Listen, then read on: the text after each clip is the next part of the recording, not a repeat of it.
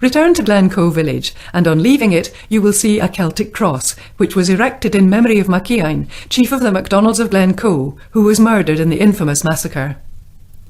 A little further on is Glencoe Lochan, created by the first Lord Strathcona, Donald Alexander Smith.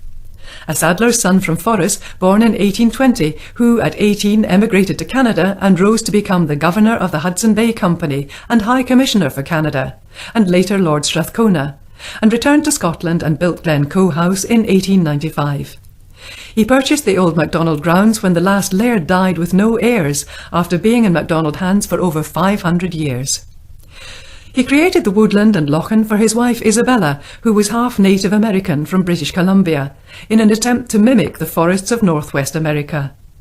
Sadly, she never settled at Glencoe, and the Forestry Commission purchased the Lochan and estate in the 1950s, and today offer woodland walks through a wide variety of conifers and deciduous woodland, and fishing on the stocked Trout Loch. A mountain walk leads to a summit picnic site with panoramic views over Glencoe and Loch Leven. Return to the village and head west up through Glencoe.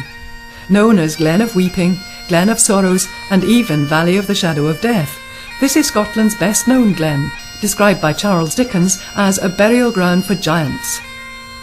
The name Glencoe is of course synonymous with the dreadful massacre that took place here on the 13th of February 1692.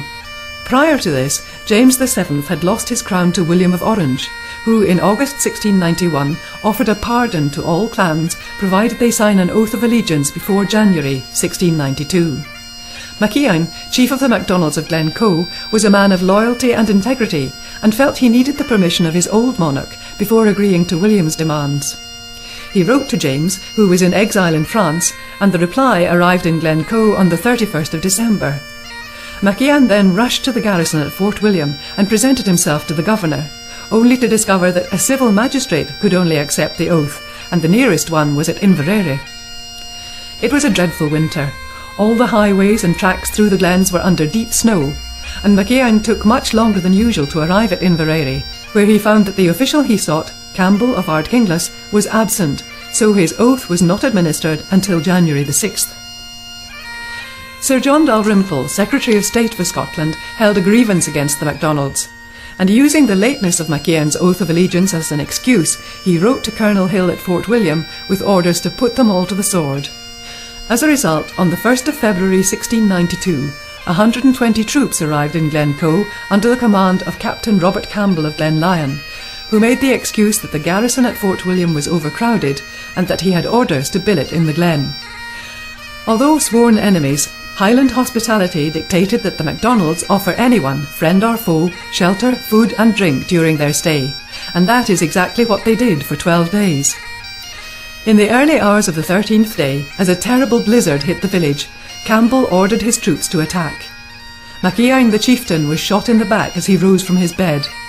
The carnage was indiscriminate, as men, women and children were all butchered. The infirm were burned alive as their cottages were set on fire. It was not the savagery and brutality of the massacre, nor the numbers killed that shocked the whole country, but the fact that it was premeditated and planned by men in high positions. King William of Orange had approved the plans, and it took place whilst under the unwritten law of Highland hospitality.